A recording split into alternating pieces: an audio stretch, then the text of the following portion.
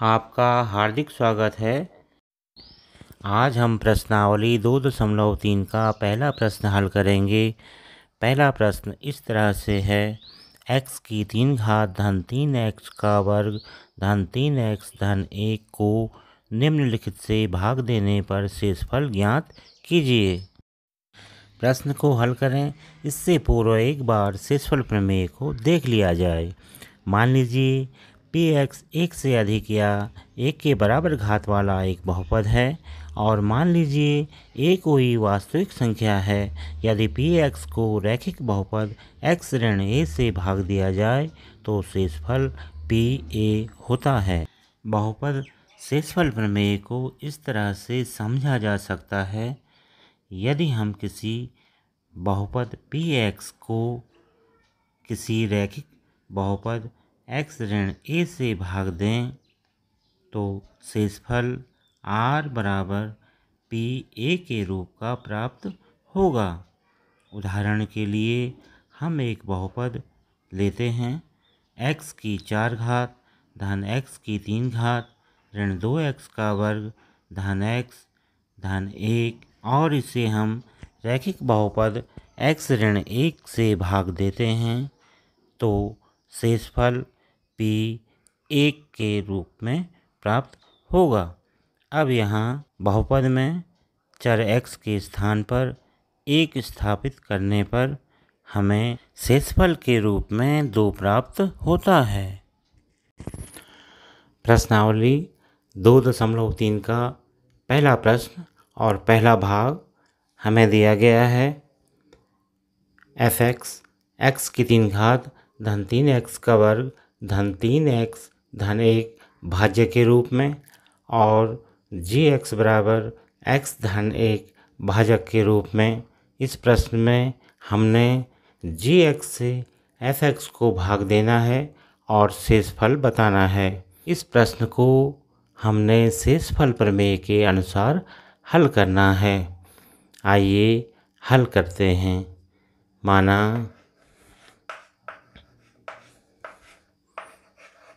भाजक gx का शून्यक a है। हम मान लेते हैं कि भाजक gx बराबर x धन 1 का शून्यक a है। तो हम इसे इस तरह से लिख सकते हैं, ga बराबर a धन 1 बराबर 0। तब हम x के स्थान पर a को प्रतिस्थापित करेंगे तो इस बहुपद का मान 0 आ जाएगा। या हम इसे इस तरह से लिख सकते हैं, a धन 1 बराबर 0। तो a बराबर ऋण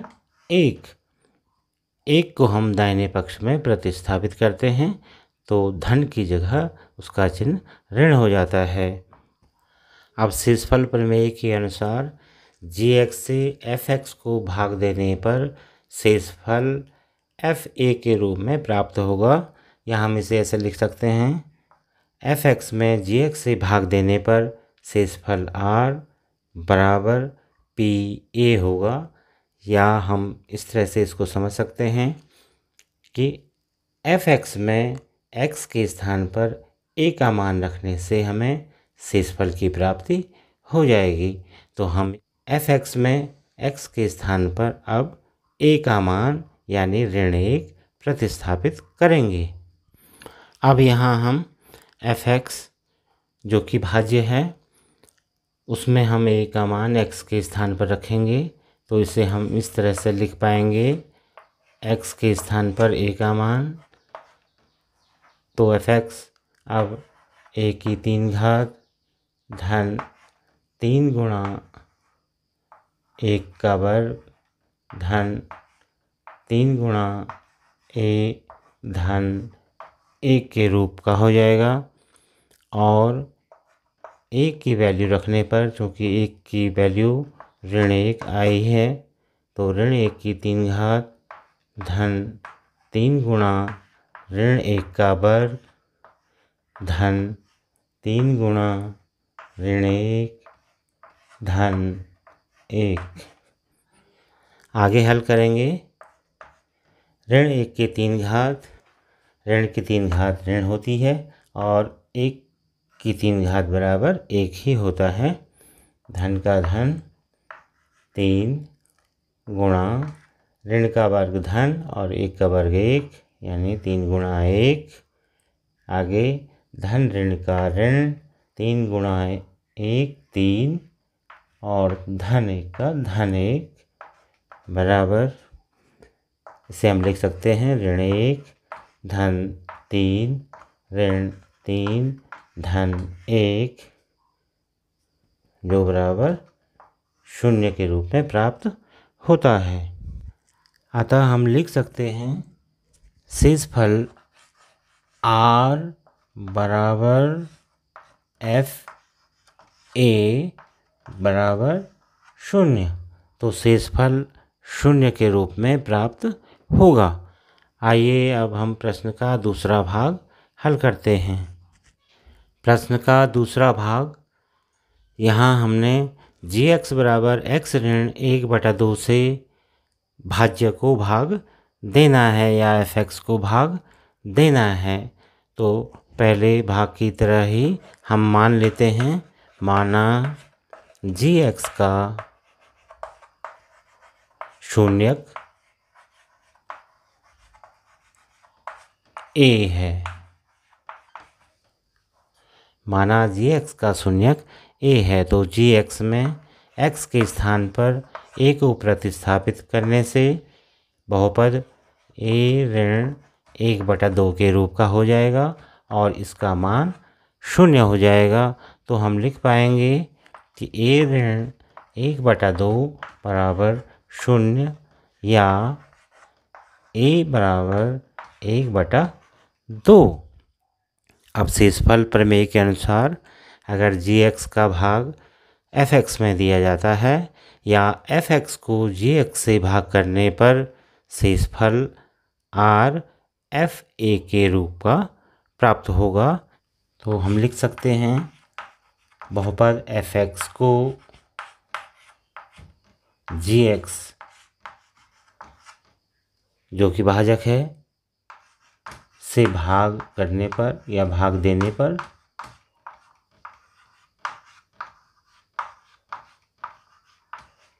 शेषफल R FA के रूप में प्राप्त होगा।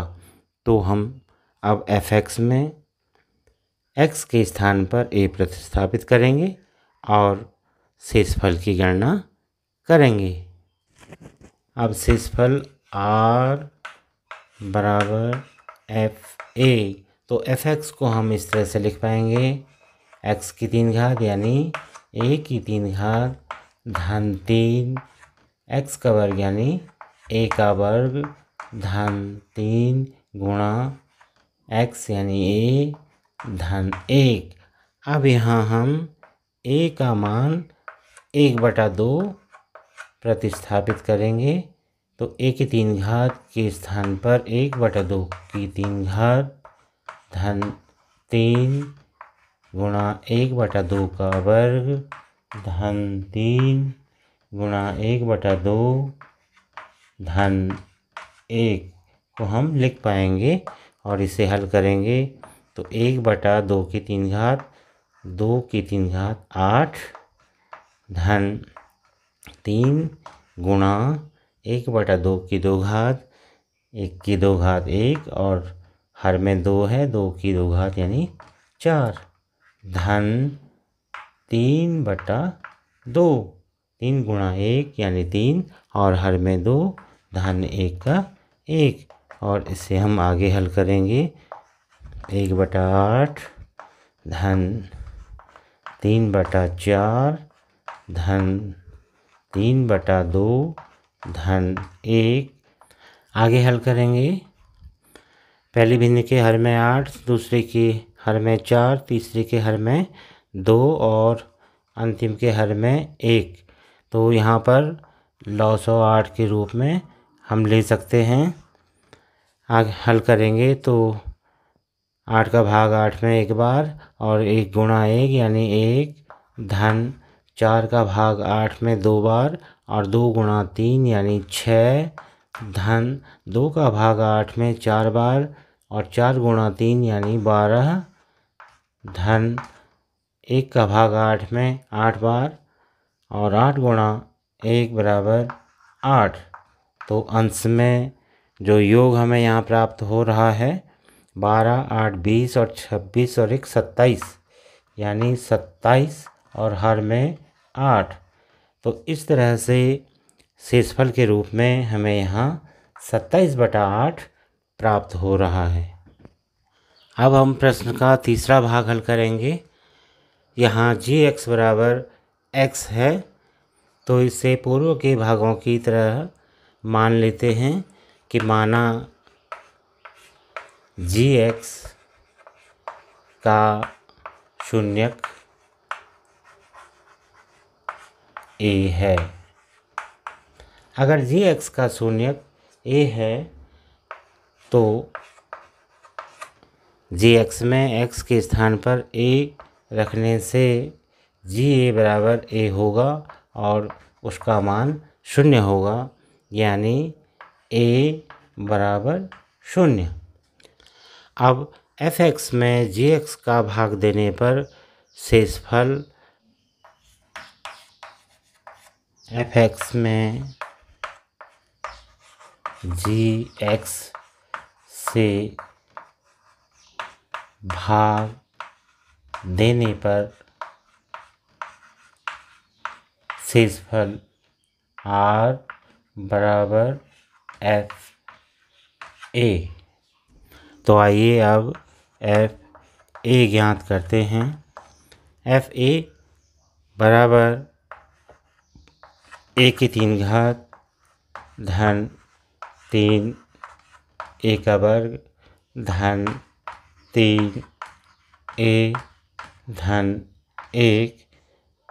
a का मान जो हमने 0 के रूप में प्राप्त किया है उसे हम a के स्थान पर प्रतिस्थापित करेंगे। 3 गुणा 0 का वर्ग धन 3 गुणा 0 धन 1 या 0 धन 0 धन 0 धन 1 या 1। तो g(x) का भाग p(x) में देने पर जो शेषफल हमें प्राप्त हुआ है वो 1 के रूप में प्राप्त हुआ है। अतः हम लिख सकते हैं कि शेषफल बराबर 1।